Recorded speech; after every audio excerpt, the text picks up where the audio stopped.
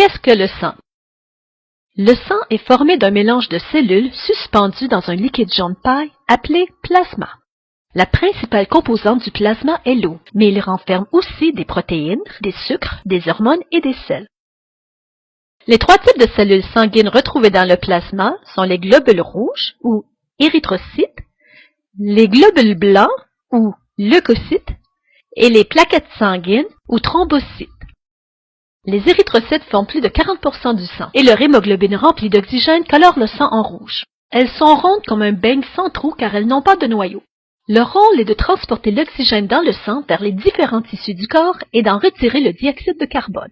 Les globules rouges ne vivent que 4 mois, mais la moelle rouge des os produit de 4 à 5 milliards de globules rouges par heure afin de remplacer celles qui meurent. Les leucocytes forment le système immunitaire du corps.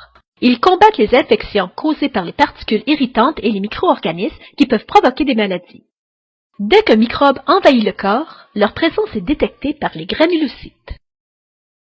Ces globules blancs spécialisés voyagent alors en direction de ce site d'infection.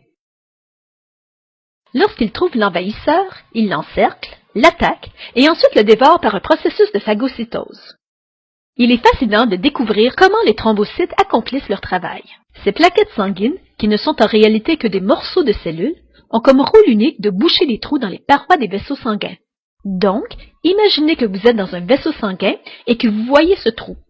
Vous verriez des millions de plaquettes arriver à ce site et se précipiter sur le trou en se collant l'une à l'autre ainsi qu'au rebord de l'ouverture afin de former un bouchon qui réduit la perte de sang en dedans de 3 à 5 minutes. Ce bouchon est temporaire, car après 24 à 72 heures, les thrombocytes manquent d'énergie et se détachent peu à peu.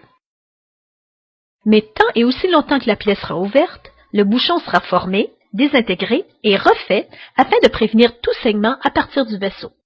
Lorsque de nouvelles cellules ont entièrement recouvert la plaie, le bouchon est désintégré afin de le retirer et permettre au sang d'y circuler sans risque.